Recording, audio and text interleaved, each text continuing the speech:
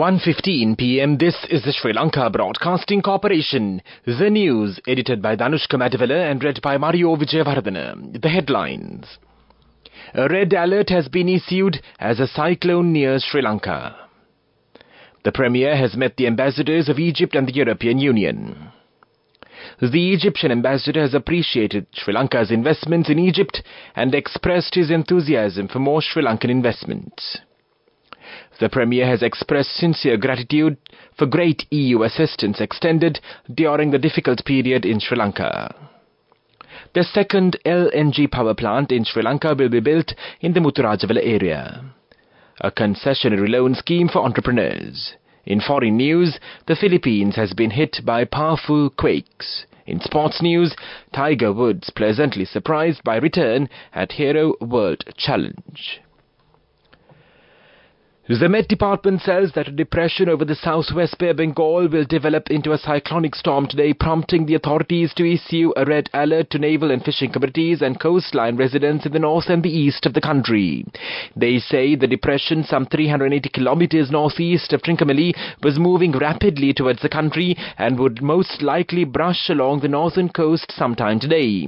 The cyclone, with a wind force of 50 kilometers per hour, could increase speeds when it nears the coast, and therefore the Navy and fishing communities have been advised to refrain from venturing into the sea during this period.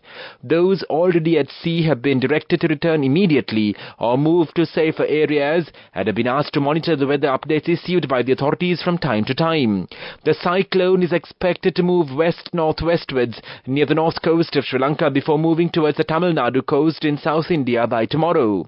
The sea areas from Mannar to Pothuwil via Kankasantherai, Trincomalee and Batticaloa will remain rough at all times. Naval and fishing communities engaged in activities in the sea areas off the coast extending from Galle to Pothuwil via Matara have been asked to exercise caution. The public has been called upon to take adequate precautions to minimize damages caused by temporary localized strong winds and lightning during thunder showers.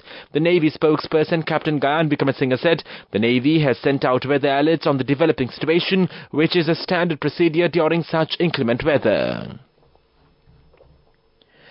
Prime Minister Dinesh Gunawardena welcomed the delegation of Egypt with reminding the long-lasting bilateral relationship with due respect to Egypt as the first Arab state to open diplomatic mission in Colombo in 1957.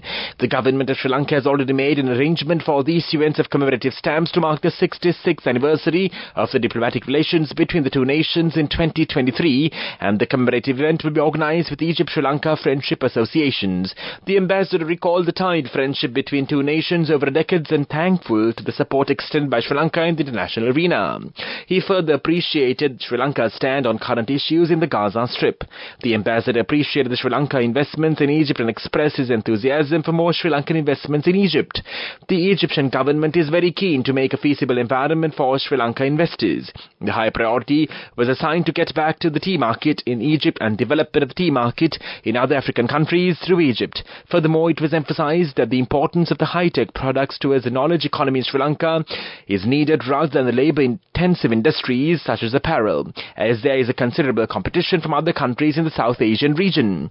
Egypt has already assigned their high priority for the Arab-Sri Lanka Business Forum towards enhancing the business collaboration between Sri Lanka and the Arab nations. The Prime Minister Dinesh Gunawardena also welcomed the Deputy Head of the EU delegation, Mrs. Carmen Moreno, and Mr. La Bradal, and expressed sincere gratitude for such great EU assistance extended during the difficult period in Sri Lanka. The Premier recalled tight relationships between the EU and Sri Lanka over a decade and the concessions provided through the GSP Plus facility for Sri Lankan exports to the European market, especially emphasized the export of textile products and fisheries productions to EU countries. There is a possibility of exporting cinnamon and agricultural products to the EU market too. The cooperation with the universities of the EU countries for the education sector development of Sri Lanka was also taken into consideration, and the EU ambassador also expressed her collaboration for enhancing the ties with EU universities. The ambassador explained the possible assistance that the EU Global Gateway strategy encourages regarding public and private investment in infrastructure, green energy and education and research for sustainable development. The possibility of the partner with the European Investment Bank in securing investments-related loans for green transition, digitalization, connectivity, health, education and research and innovation was also taken into high consideration. This news broadcast comes to you from the Sri Lanka Broadcasting Corporation. The second LNG power plant in Sri Lanka will be built in the Muthurajavala area. The construction work will commence next year. It is expected to commence power generation activities in the year 2026. The estimated cost of the project is 750 million rupees. The board of directors of the Land Development Corporation have transferred 10 acres of land adjacent to the Ugandanavi power station at Muthurajavala to the Ceylon Electricity Board for the construction of a 350-watt LNG power plant. The government has taken steps to provide the concessionary loans for small and medium-scale entrepreneurs. The State Ministry of Small and Medium Enterprises Development says that the loans can be obtained to 2% interest rates. The government has allocated 30 billion rupees in this regard. The assistance of the Asian Development Bank has also been received for this project. The State Ministry says that the aim of the government is to increase the number of entrepreneurs up to 10% by the year 2028.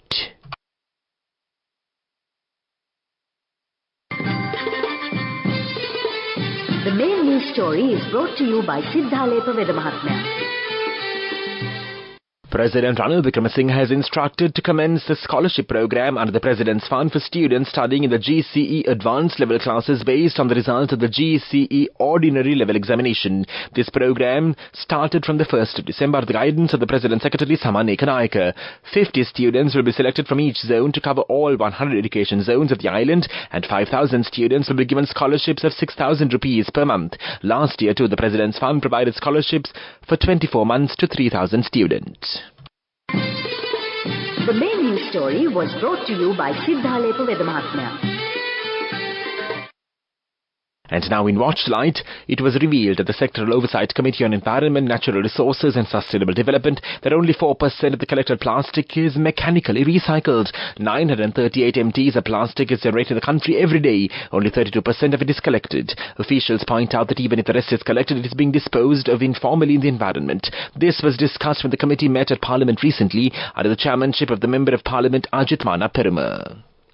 That came to you in Watchlight. In world news headlines now. The Philippines hit by powerful quakes. 3 killed in an explosion at a Catholic mass in Mindanao, Philippines. The UN climate talks go big on ending fossil fuel. 2 powerful earthquakes have hit the Philippines, second largest island in Mindanao, prompting initial fears of a potential destructive tsunami. The U.S. Geological Survey measured the first tremor late on Saturday at 7.6 magnitudes on the one that followed shortly afterwards at 6.4. The Philippine Institute of Volcanology and Seismology said the quakes were 7.4 and 6.1 in magnitude. The U.S. Tsunami Warning System later said the tsunami threat has passed. Minor sea level fluctuations may occur in some coastal areas, it said in a statement. Earlier, residents of coastal areas Surigao del Sur and Davao Oriental have been told to evacuate to higher grounds after the first earthquake at about 22:37 local time off Mindanao's eastern coast. People in several towns not far from the quake's epicenter were seen rushing out of buildings and staying in open areas. In Butuan City, patients were evacuated from hospitals. In the Hintuan municipality, crowds gathered at evacuation centers. In Japan, northeast of the Philippines, tsunami waves of up to 4.4 meters were later observed on some outlying islands. There have been no immediate reports of damage or injuries in the Philippines or Japan, with tsunami waves of up to 0.4 meters later being observed. 3 people have been killed and 9 wounded in an explosion at a Catholic mass in the Philippines. Officials say that the incident occurred in a gymnasium at the Mindanao State University in the city of Marawi today it should be. In 2017, the city was the scene of a 5-month battle between government forces and militants with links to the Islamic State. The university said it was deeply saddened and appalled by the senseless and horrific violence. The university added that additional security staff have been deployed on its campus and that all academic activities would be suspended until further notice. Countries and oil companies at the UN climate talks have promised to take major progress in tackling global warming in a large new energy pledge. Around 100 countries promise to treble world renewable energy use by the 2030 year. And 50 oil and gas companies, including Saudi Giant Aramco, pledge to stop adding to planet-warming gases by 2050. That only covers emissions from production, not the burning of fossil fuels, and critics said it would not meaningfully tackle climate change. But countries pledging to triple renewable energy at the COP28 summit in Dubai said it would help remove fossil fuels from the world's energy system by 2050 at the latest. Supporters, including the EU and COP28 host country, the Arab Emirates, want the pledge to be included in the final deal made at COP, meaning all of the nearly 200 countries represented here would sign up. Climate groups cautiously welcomed the promise to ramp up renewables, but said the promises by oil and gas companies were greenwashing. And now the main points of the world news segment. Once again, the Philippines hit by powerful quakes. 3 killed in an explosion at a Catholic mass in Mindanao, Philippines. UN climate talks go big on ending fossil fuel. That was world news, and now in development news. President Ranil Wickremesinghe, along with the Minister of Power and Energy, Country Vijay and the Chief of Staff, Sagar Ratnayake, has spearheaded discussions for 6 renewable energy projects next year. The projects will generate over 1,500 megawatts and transform Sri Lanka's energy landscape. The inaugural project is a 700 megawatt solar power initiative harnessing sustainable energy sources. A senior government spokesperson said that all 6 projects are slated for completion within the next 12 to 24 months. President Wickremesinghe initiated this discussion with the relevant parties before leaving for the United Nations International Conference on Climate Change in Dubai.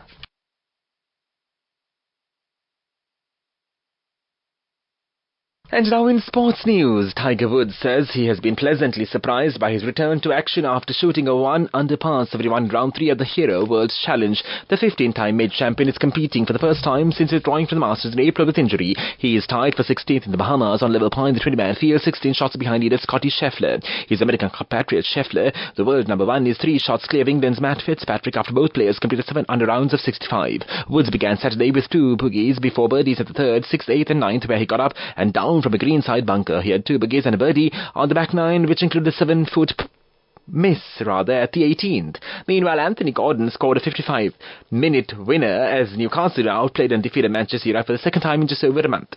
But the victory came at a price as goalkeeper Nick Pope suffered which appeared to be a serious shoulder injury. Go ekak thiyana youth eකට life එකේ change එකට නියමෙට set වෙන්න as වහගෙන දැකපු හීන හැබැ කරන්න youth එකට නියමෙට set වෙන friendship එක මෙන්න. The all new NSB Ithru Mithru account, NSB IM, a plan for your dream. Business News, sponsored by National Savings Bank, the safest place for your money. In a profanity-laced outburst, Elon Musk has slammed advertisers that have left X, warning they will kill the social media platform. At an event in New York, he accused companies that have joined an ad boycott of the site formerly known as Twitter of trying to blackmail him. Some firms have paused advertising on X amid concerns over anti-Semitism, including a post from Mr. Musk himself. The Tesla and SpaceX boss apologized on Wednesday for that post, saying it might be the dumbest thing he has ever shared online. Business News, sponsored by National Savings Bank, the safest place for your money.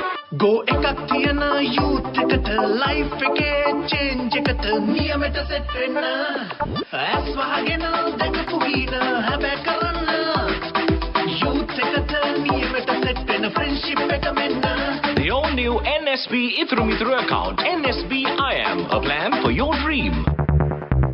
And now in economic news. Hackers are increasing their attacks on Booking.com customers by posting adverts on dark web forums asking for help finding victims. Cyber criminals offering up to $2,000 for login details of hotels as they continue to target the people who are staying with them. Since at least March, customers have been tricked into sending money to cyber criminals. New research shows the sneaky tactics are being used by unknown hackers. That was economic news, and now in the weather report. Cloudy skies can be expected over the northern, north central and eastern provinces. Showers of thunderstorms will occur at times in the northern and north central provinces and the Trincomalee and Batticaloa districts. Fairly heavy showers above 75 millimeters are likely at some places. Several spells of showers will occur in the Sabaragama province and the Kandy and Nuvara area districts. Showers of thunderstorms will occur at several places in the Uva province and the Ampara and Hambantota districts after 1 p.m. Showers may occur in the western province at the Gala and Mathura districts in the morning. Strong winds about 40 to 50 kilometers per hour can be expected at times in the northern, north central, northwestern and southern provinces and in the Trincomalee and Batticaloa districts. That was with the report, and now the headlines of this news broadcast once again. A red alert has been issued as a cyclone nears Sri Lanka. The Premier has met the ambassadors of Egypt and the European Union. The Egyptian ambassador appreciates Sri Lanka's investments in Egypt and expresses his enthusiasm for more Sri Lankan investments. The Premier expressed sincere gratitude for great EU assistance extended during the difficult period in Sri Lanka. The second LNG power plant in Sri Lanka will be built in the Muthurajavala area. Concessionary loan schemes for entrepreneurs. In foreign news, the Philippines hit by powerful quakes. In sports news, Tiger Woods pleasantly surprised by return at Hero World Challenge. That concludes this news broadcast, and now it's back to Sonal Pandavithana, as always on a Sunday afternoon, to keep you in great company. And over to you, Sonal, and thank you for the controls, Sonal, for such a long bulletin, and of course, no advertisements in between, so they've got to read, and keep reading this Sunday afternoon, so I really need a nice cup of tea and a break, because I'm so tired.